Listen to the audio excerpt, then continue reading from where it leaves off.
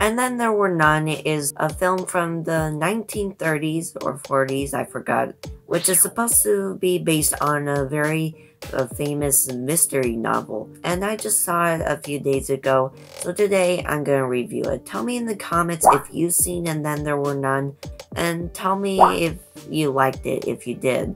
Also tell me any movies you want me to review in the future. Now sit back, relax, and let's begin.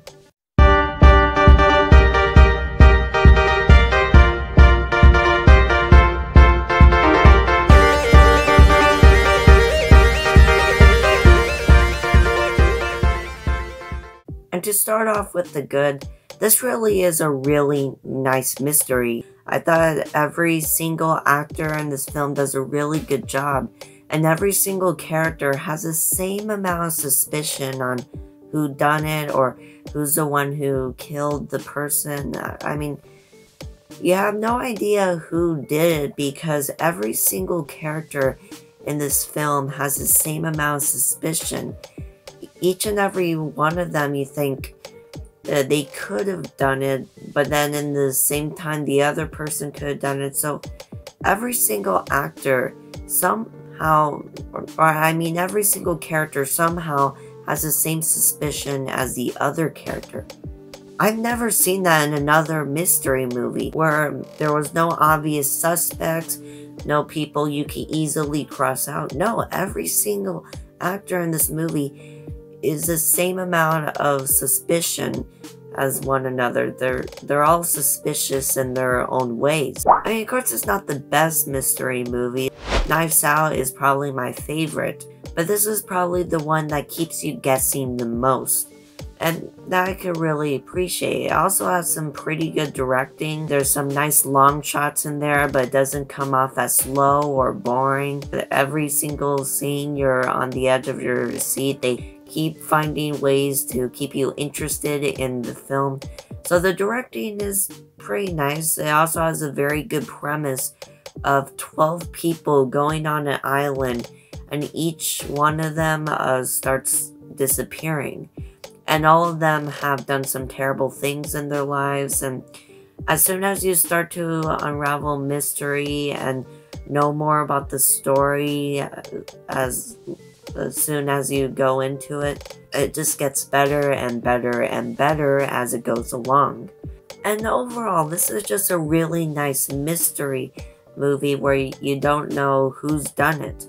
All the actors do a really good job. All the characters have the same amount of suspicion, and you can't predict who done it, which I've never seen in a mystery movie before.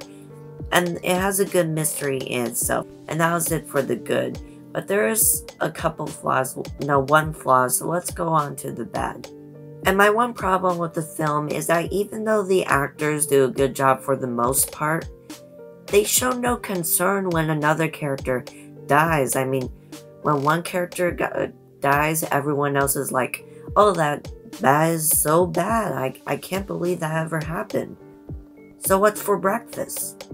And then again and again and again, and they show no concern when someone dies. They show no fear. They just have a poker face for the entire film, so that can get a little bit annoying. And of course, all the actors just don't seem that scared or don't seem that concerned with the mystery as a whole. They just all don't really care who done it, and they don't really find it that interesting. They just seem a little bit concerned, and that's it. When someone dies, they don't really care about it. They just shake it off, and that's it.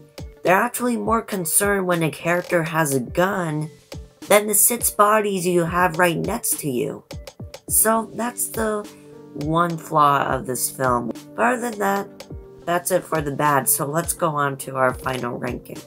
And I'm going to give this a nice 9.5 out of 10. This was an amazing mystery movie that helped me not predict what's going to happen, and actually made every character as suspicious as the other, which I haven't seen in any other mystery movie before.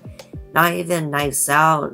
I mean, for Knives Out, you can tell the main suspects, who the main suspects are. and turns out one of those was actually the killer. But here you don't have any main suspects because every character is as suspicious as the other. And also, the movie has great directing, a great mystery, a great premise, and great writing. The only problem is that I wish the characters showed more concern, because then it looks like they're all playing poker for most of the film. They all have their poker faces. So when they have 5 bodies right next to them, they're more concerned about what's for breakfast. So that was one of the main problems with the film. But other than that, I thought this was a good mystery, so I'm gonna give it a 9.5 out of 10. And definitely watch it if you like these old 1940 mystery movies that you don't really know who the killer is all the way through it. And it gets better as the film goes on. And thanks for watching this video. Please subscribe and click the bell if you want to see more from me. This has been Scofield Studios, where you're the audience, and cut.